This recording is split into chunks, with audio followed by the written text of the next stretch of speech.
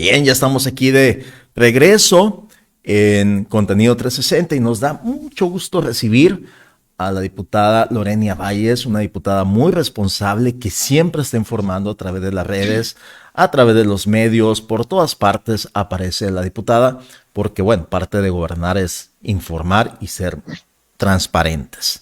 La palabra muy transparentes aquí no cabe porque el muy es un adjetivo o porque eres transparente o no lo eres. Y Lorenia Valles es de esas diputadas que son transparentes siempre. Muy buenos días, diputada, ¿cómo está?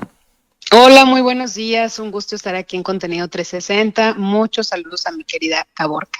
Claro que sí, aquí hay gente que le estima mucho y aquí pues nosotros siempre tenemos de referencia a la diputada Lorenia Valles porque siempre está pendiente de lo que está sucediendo y en el país y nosotros pendiente de lo que publicas. Y Lorenia, pues ya quedó aprobada esta ley de la industria eléctrica que no se terminaba de entender.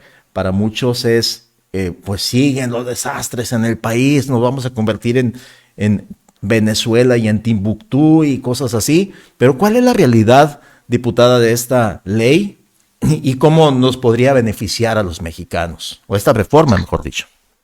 Sí, es una reforma muy importante. Ustedes saben, ha sido presentada como iniciativa preferente por parte del presidente Andrés Manuel y nosotros en el grupo parlamentario de Morena coincidimos en la necesidad de cambiar las reglas sobre las cuales pues se basa nuestro mercado de oferta y de la electricidad en el país. Fíjate, Ajá. yo, como tú sabes, fui diputada en la 62 legislatura y me tocó ver con mucha tristeza cómo se aprobaba en aquel entonces la reforma energética. Y Sí. hoy veo de verdad con mucho entusiasmo la posibilidad de empezar a corregir todo aquello, toda aquella entrega que se hizo, que se pretendía hacer de nuestra soberanía y hoy con esta reforma a la ley de la industria eléctrica, pues refrendamos nuestro compromiso de recuperar la soberanía y la seguridad energética nacional a través de justamente del fortalecimiento y el mantenimiento de la seguridad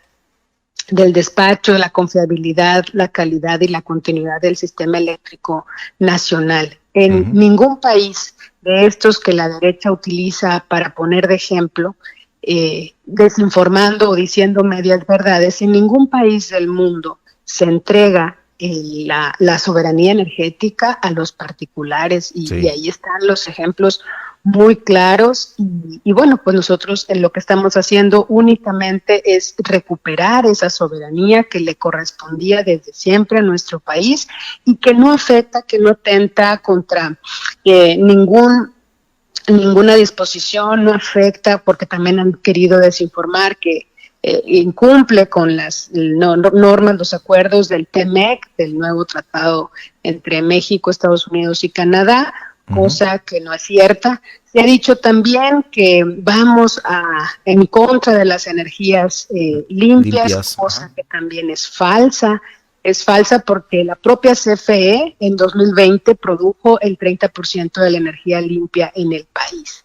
Ok. Es decir, hay muchas mentiras en torno a esta iniciativa y yo quisiera ser muy puntual en razón también del tiempo y que quisiera abordar rápidamente cuáles son las 6 reformas que plantea, los 6 cambios de fondo que plantea esta reforma a la ley de la industria eléctrica. Adelante, adelante. Básicamente lo que se hace es cambiar las reglas de ingreso de electricidad a la red pública de transmisión. ¿Esto qué quiere decir? En términos muy sencillos, que antes de esta reforma, lo que hizo el modelo perverso de Peña Nieto, pues bueno, fue favorecer la entrega, la regulación a favor de los particulares. Sabemos también además que hay una serie de relación, de vínculo entre muchos grupos políticos, muchos políticos y grupos empresariales que incluso compartían intereses.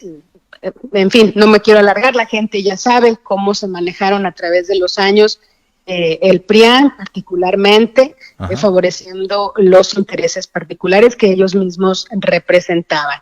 En este sentido, lo que cambian son las reglas de ingreso de electricidad a la red pública de transmisión. Esto significa que primero estarán el orden de prioridad entran primero las hidroeléctricas de la Comisión Federal de Electricidad, luego otras centrales, después entran los productores independientes, luego las granjas solares y eólicas, y después las demás productores con contratos de entrega física de energía. Aquí hay que decir también que había una manera muy mañosa, por decirlo de alguna manera, muy concreta, en la que los productores, por ejemplo, los particulares, no consideraban lo que se conoce como los costos de servicios conexos. Esto quiere decir lo que garantiza la confiabilidad de que la energía estará disponible en el momento que se necesita. Eso lo seguía asumiendo la Comisión Federal, derivado de la infraestructura con la que se cuenta, y prácticamente ellos se declaraban en ceros ese costo, esos servicios conexos, que obviamente son los que permiten que la energía llegue finalmente a nuestras casas, a las industrias, etcétera. Finalmente, la red pública de transmisión. Esos servicios conexos no se estaban considerando como tal, y por eso es una visión engañosa del costo de la energía generada por CFE y por los productores independientes. Eso es muy importante señalarlo. El otro asunto que se modifica es que hoy se reconocerá con certificados de energía limpia a todas las centrales que así lo generen de la Comisión Federal de Electricidad, porque la propia comisión encontraba muchos obstáculos para que la energía limpia que esta institución generaba fueran certificados como tal. Fíjate qué cosa, qué incongruencia. Sí. Y bueno, también se van a revisar los permisos de generación de energía y también los permisos de autoabastecimiento, porque en ese sentido también nos encontramos con que había un uso indebido de esta figura y finalmente lo que se generaba era un fraude a través de una simulación bajo el esquema de autoabastecimiento. En pocas palabras, esas son las 6 modificaciones que representa esta reforma a la Ley de la Industria Eléctrica. Pues muy importante. Se trata entonces de un asunto, al final de cuentas, y con letras mayúsculas, de soberanía. Así es, totalmente, Luis. Ok, y mucha gente ha malinformado, diputada, porque yo he visto publicaciones increíbles que dicen: Andrés Manuel López Obrador todavía quiere usar el carbón, pues estos energéticos a base de petróleo, de fósiles, etcétera, etcétera. Y bueno, hay una tremenda confusión, sobre todo aquí en Caborca, y en toda la región, donde están plantas solares pues muy importantes y que se están desarrollando, pero ahora va a haber control y regulación sobre todo eso. No estaba a ese nivel.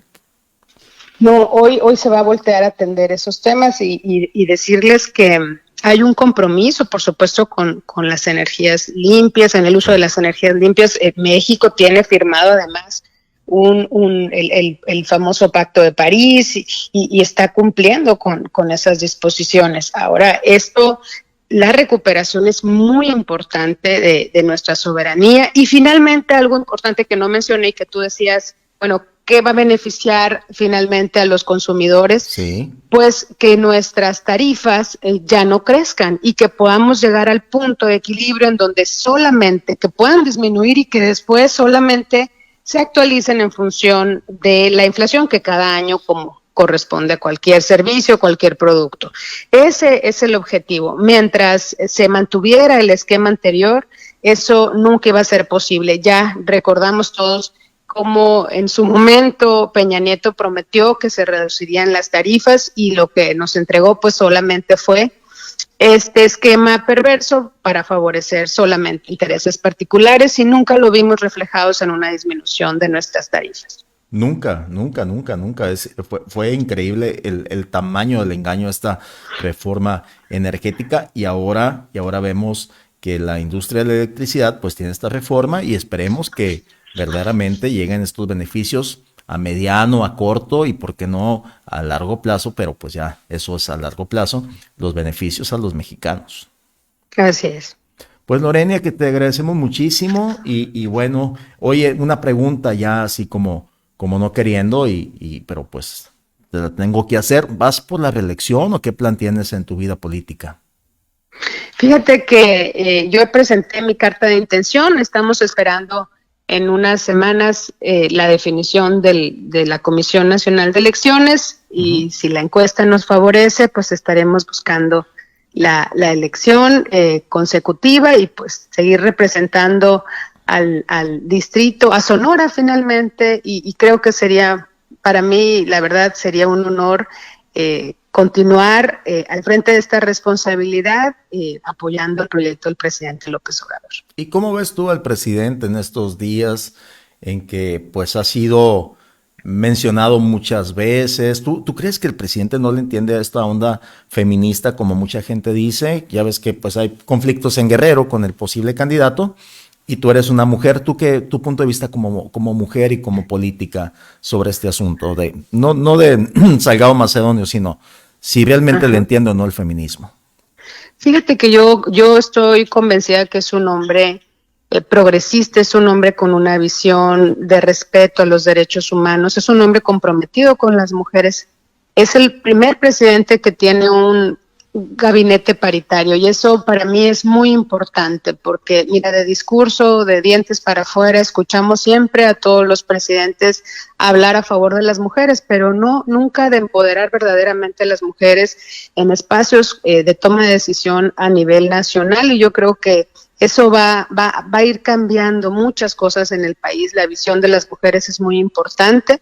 Y yo creo que en los temas particulares el presidente ha sido muy enfático, ¿no? Que se revise, que las autoridades que corresponden puedan resolver. En el caso en lo particular, la Comisión Nacional de Elecciones ha tomado algunas medidas, el CEN en lo particular, las instancias que corresponden, pues habrá que esperar la resolución final. Yo estoy convencida que el presidente es un hombre que trabaja para todos los mexicanos y que tiene de verdad un profundo respeto por las mujeres y que no se queda solamente en el discurso, sino va más allá, con acciones concretas, y creo que eso va a ser un cambio y le da un sentido distinto a su administración. Yo estoy segura que vamos por buen camino. Y la mitad de su gabinete ahorita son mujeres, ¿verdad? Entiendo. Sí, así es. Muy bien. Es la primera vez en la historia que tenemos un gabinete paritario. Pues muy bien, muy clara tu intervención. Lorena, un gran abrazo y muchas gracias por habernos atendido esta mañana. Muchas gracias, Luis. Un abrazo y saludos a todas y todos. Muchas gracias, Lorena. Hasta pronto. Hasta pronto. La diputada Lorena Valles, que siempre tiene muy claras sus ideas y una manera muy especial de informar. Siempre es muy clara con puntos muy a detalle. Me pregunta José López, el color de ese chaleco, bueno, el troll José López, ¿el color de ese chaleco de Luis es subliminal? No, el guinda es mi color favorito, yo creo que el 70% de mi ropa es guinda.